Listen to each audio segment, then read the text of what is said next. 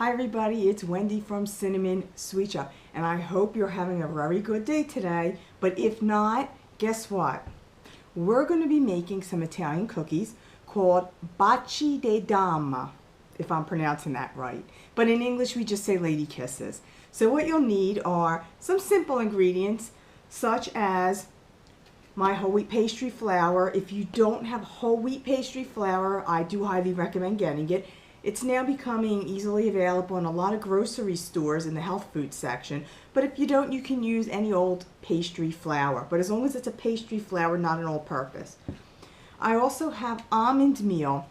Again, another ingredient that's becoming more widely available throughout the stores. It's a little pricey. You could make your own by blanching some almonds and grinding it up in a food processor.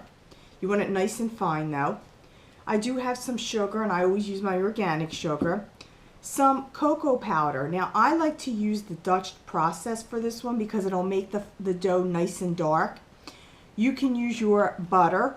I always use my my Earthbound vegan buttery sticks, unsalted by the way.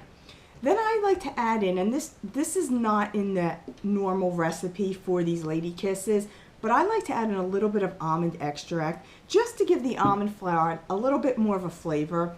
And then you're going to need some bittersweet chocolate that we're going to use to sandwich the cookies together.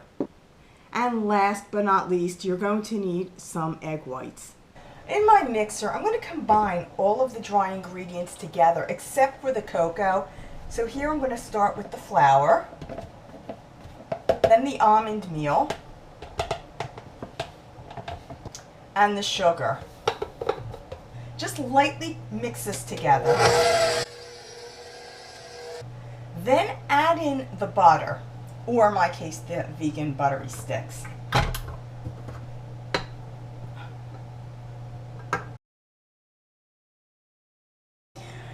Now when the dough starts to come together, then we're going to add in the almond extract.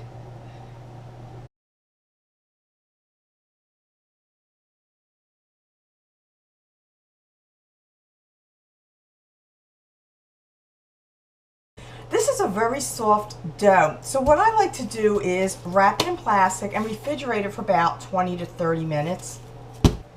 After the dough's been chilled, well then you can break some pieces off into about 1-inch size, and we're going to roll them into balls and just place them on a silicone lined, or you can use a parchment paper lined pan.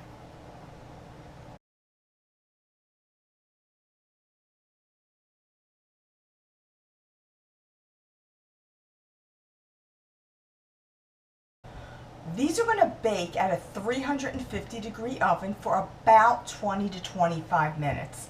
When they're done, they should be a little bit crisp. These cookies come out, they're a little bit golden brown, they're crispy as well. And once you let them cool, that's when you're going to melt the chocolate. Now I put them in a parchment cone because I find it easier to use. You can actually spoon it out, or you can use a pastry bag too if you would like, doesn't matter. And you can also use jams or any kind of filling you would like. I just prefer chocolate.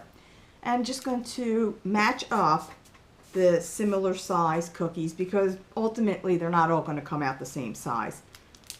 And just put a little bit of chocolate in the center and then sandwich it together. These are really cute to serve at any party for guests, just for eating for yourself. They're delicious, they're crispy. For this recipe, for all my other recipes, go to my website at cinnamonsweetshop.com. Subscribe to this YouTube channel for much more recipes, baking tutorials, cake decorating tips, and a few personal videos as well. These are really good too. I'll see you in my next video.